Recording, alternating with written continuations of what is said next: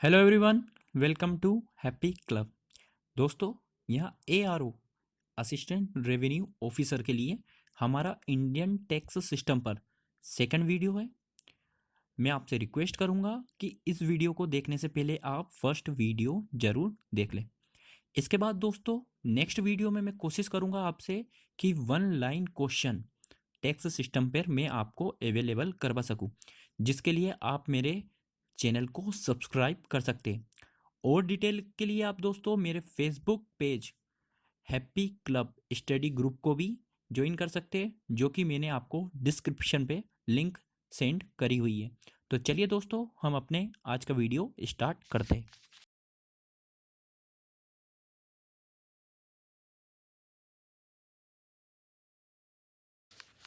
Indian tax system में सबसे पहले दोस्तों हमने देखा था डायरेक्ट टैक्स कि डायरेक्ट टैक्स क्या होता है, कितने प्रकार के होते हैं, उनकी डेफिनेशन। अगर आपने पहला वीडियो नहीं देखा है तो दोस्तों मैं आपसे रिक्वेस्ट करूंगा कि इससे पहले आप पहला वीडियो देख लें, जिससे आपको आगे के टॉपिक समझने में बहुत आसानी होगी। तो चलिए, आज की वीडियो में हम बात करेंगे इनडायरेक्ट टैक्स। तो इनडायरेक्ट टैक्स दोस्तों 5 प्रकार के होते हैं: sale tax, service tax, custom duty, excise duty और value added tax. Direct tax दोस्तों, हम डायरेक्ट टैक्स क्या होता है? डायरेक्ट टैक्स हम गवर्नमेंट को डायरेक्टली पे करते हैं, और इनडायरेक्ट टैक्स हम गवर्नमेंट को इनडायरेक्टली पेमेंट करते हैं, सर्विस टैक्स के तौर पर, सेल टैक्स के तौर पर, कस्टम ड्यूटी के तौर पर, एक्साइज ड्यूटी के तौर पर, वैल्यू एडेड टैक्स के तौर पर। तो चलिए,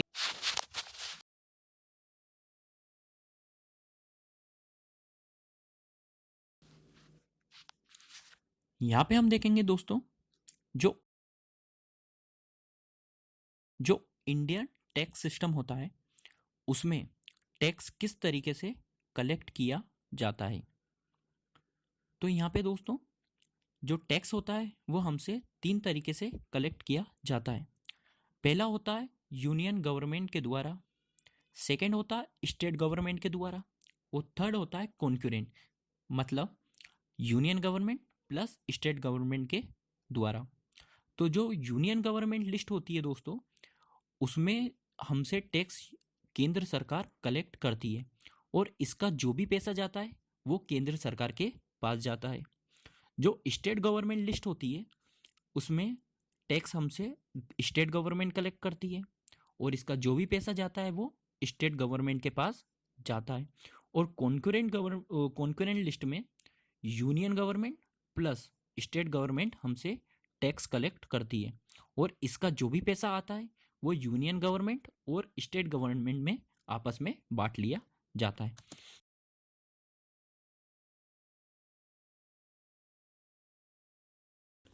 नेक्स्ट हम बात करेंगे दोस्तों source of revenue for union government. Means कि टैक्स जो कि हमसे केंद्र सरकार द्वारा कलेक्ट किए जाते, उन सभी के मैंने कुछ इंपॉर्टेंट नाम आपको दिए हैं, जैसे कि income tax, corporation tax, service tax, legal tender, foreign exchange custom duty, excise on तंबाकू and other goods, estate tax, post office saving bank, post tax, telegraph telephone wireless broadcasting tax, foreign loans.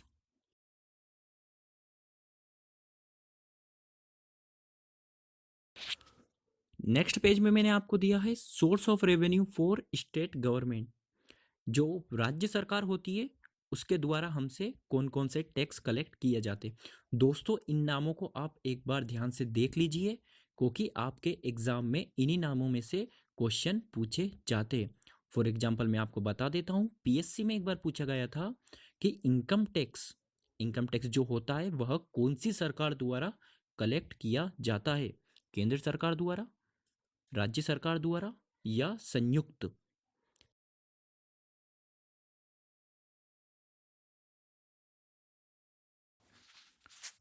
अब हम बात करेंगे दोस्तों indirect tax की। तो जो indirect tax होता है वो हम गवर्नमेंट को इनडायरेक्टली पे करते हैं, किसी सर्विस के थ्रू, कस्टम के थ्रू, सेल टैक्स के through, value added means VAT के थ्रू। तो चलिए दोस्तों, ये 5 प्रकार का होता है: sale tax, value added tax जिसे हम वेट के नाम से जानते हैं, कस्टम ड्यूटी, एक्साइज ड्यूटी और सर्विस टैक्स।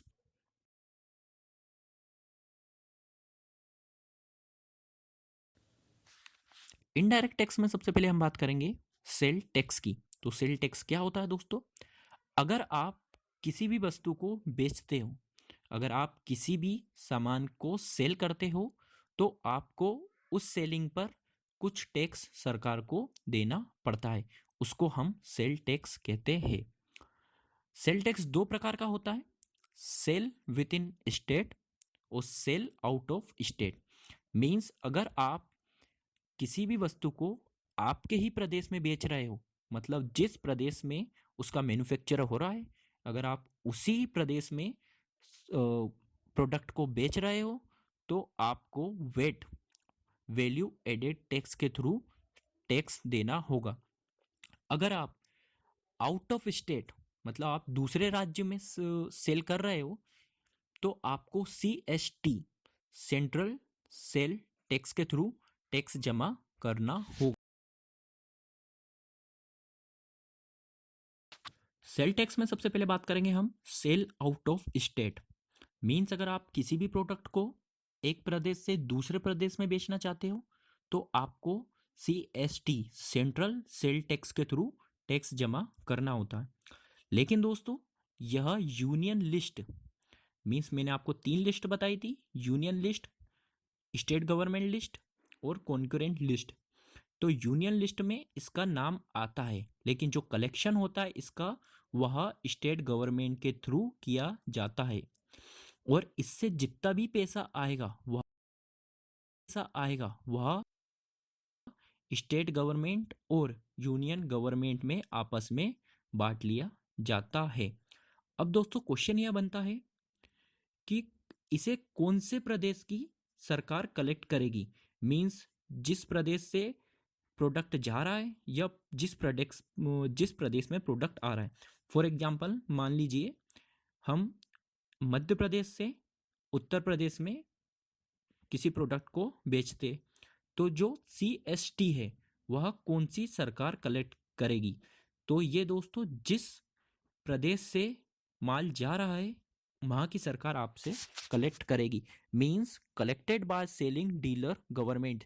जिस प्रदेश का डीलर होगा उसके थ्रू यह टैक्स कलेक्ट किया जाए।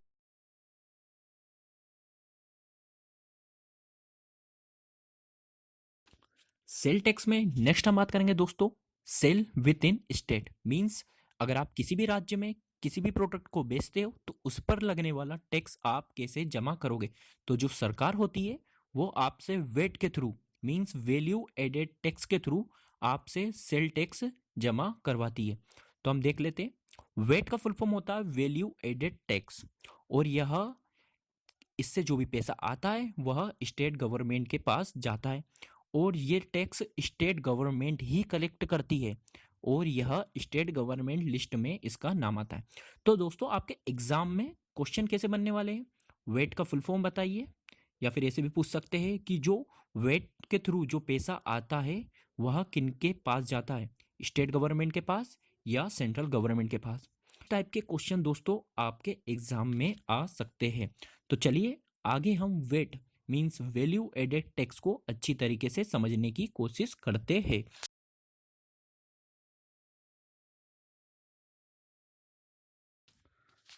नेक्स्ट हम देखेंगे दोस्तों वैल्यू एडेड टैक्स। तो वैल्यू एडेड टैक्स जिसको हम वेट के नाम से जानते हैं वो होता क्या है?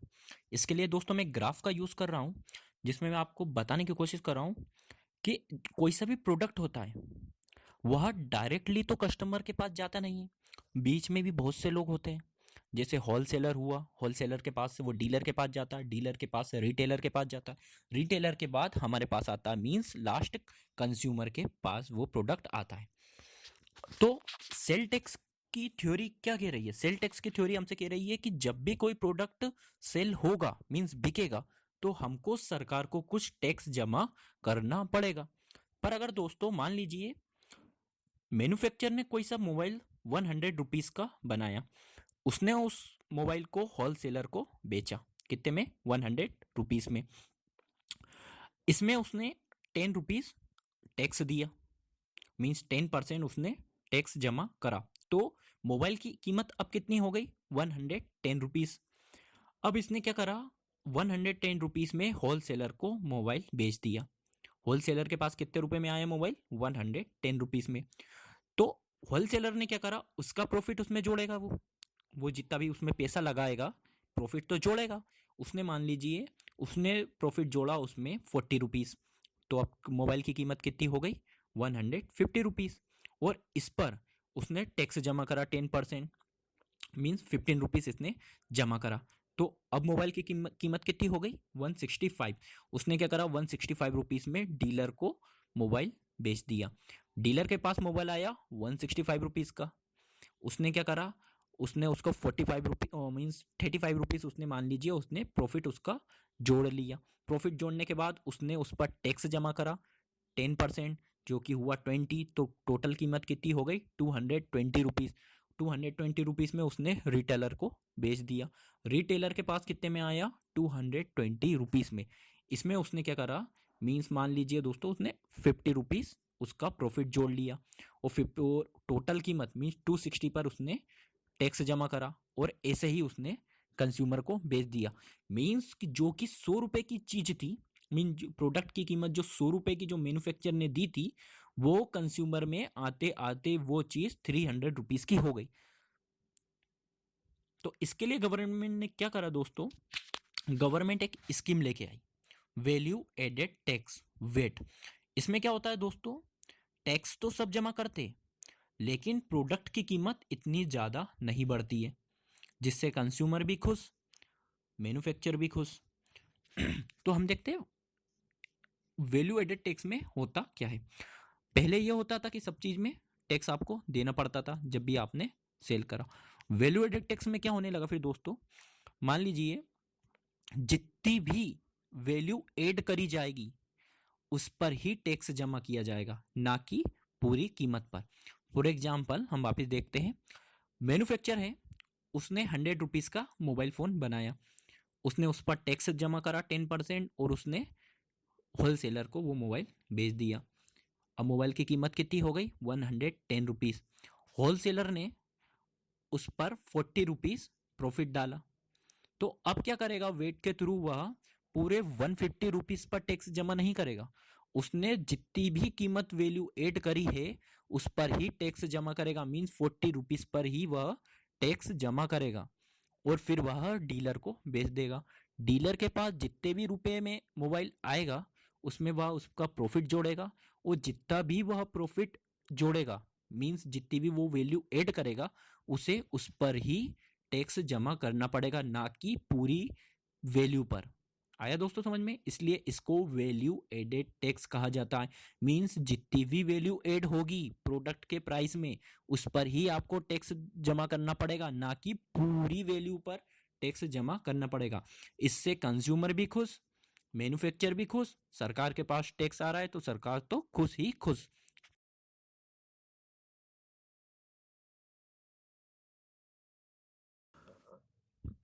इनडायरेक्ट टैक्स में नेक्स्ट हम बात करेंगे दोस्तों सर्विस टैक्स की। तो सर्विस टैक्स क्या होता है? गवर्नमेंट द्वारा सर्विस प्रोवाइडर से जो टैक्स लिया जाता है उसको हम सर्विस टैक्स के नाम से जानते हैं। सर्विस प्रोवाइडर कौन होते हैं दोस्तों? सर्विस प्रोवाइडर्स वो होते हैं जो हमको कुछ सर्विस उपलब्ध करवाते हैं। फॉर एग्जांपल आप ले लीजिए ब्यूटी पार्लर वाले, सर्विस सेंटर वाले, शोरूम वाले, मॉल्स वाले, एक्सेट्रा। ये आपके सर्विस प्रोवाइडर हो गए जो आपको कुछ ना कुछ सर्विस प्रोवाइडर करवा रहे हैं, और इन सर्विसों का इन लोगों को टैक्स देना पड़ता है गवर्नमेंट को। पर जो सर्विस प्रोवाइडर होते हैं वो डायरेक्ट तो अपनी जेब से इनको टैक्स नहीं देंगे। वो क्या करते हैं? हमसे कुछ पैसा सर्विस चार्ज के तौर पर लेते हैं, और वह गवर्नमेंट को पे कर देते हैं सर्विस टैक्स। तो इनडायरेक्टली हमारा पैसा सर्विस प्रोवाइडर के थ्रू गवर्नमेंट के पास जाता है, इसलिए हम इसको इनडायरेक्ट टैक्स कहते हैं। इसको और अच्छी तरीके से समझने के लिए दोस्तों हम एग्जांपल ले लेते हैं। सपोज कि आपकी बाइक खराब हो चुकी है, इसको आप सही करवाने के लिए आप कहाँ ले जाते हो? शोरूम पर। शोरूम पर आप गए, वहाँ पे मस्त एक बड़ा टीवी चल रहा है, आपको चाय पिलाई जाती है, एक मस्त सोफे पे बिठाया जाता है, तो ये शोरूम वाला फ्री में तो करेगा नहीं, इसके लिए वो आपसे कुछ सर्विस चार्ज ले लेता है, और यही सर्विस चार्ज सर्विस टैक्स होता है, जो कि आपका शोरूम वाले के थ्रू गवर्नमेंट के पास जाता है। अब देखते हैं दोस्तों ये सर्विस टैक्स आया कब। तो यह सर्विस टैक्स आया है 1994 में फाइनेंशियल एक्ट के थ्रू, और यह एक इनडायरेक्ट टैक्स है, क्योंकि ये डायरेक्टली गवर्नमेंट के पास नहीं जा रहा है कस्टमर से, यह सर्विस प्रोवाइडर के थ्रू गवर्नमेंट के पास जा रहा है। ठीक है दोस्तों, अब बात करें तो यह टैक्स सेंट्रल गवर्नमेंट द्वारा लिया जाता है। मैंने आपको बताया था 3 तरीके से गवर्नमेंट हमसे पैसा लेती है, सेंट्रल गवर्नमेंट के द्वारा, स्टेट गवर्नमेंट के द्वारा, और एक संयुक्त मीन्स दोनों के द्वारा। तो आप देख सकते हैं ये कि सेंट्रल गवर्नमेंट द्वारा यह हमसे सर्विस टैक्स लिया जाता है। और जम्मू कश्मीर, इंडिया का स्टेट जम्मू कश्मीर में सर्विस टैक्स अभी लागू नहीं है। ठीक है, नेक्स्ट हम देखेंगे जून में सर्विस टैक्स 14% बढ़ चुका है, मीन्स पहले 36% था, लेकिन अब 14% हो चुका है। ये 2016 के आंकड़े। इसमें कुछ और बात मैं बता देता हूं दोस्तों, यह टैक्स सेंट्रल द्वारा तो लिया जाता है, लेकिन यह यूनियन लिस्ट में आता है। मैंने आपको बताई थी list, union list, state list और एक कॉन्सर्न लिस्ट, जिसमें दोनों के नाम होते। तो यूनियन लिस्ट की 92C में यह सर्विस टैक्स का उल्लेख किया गया है।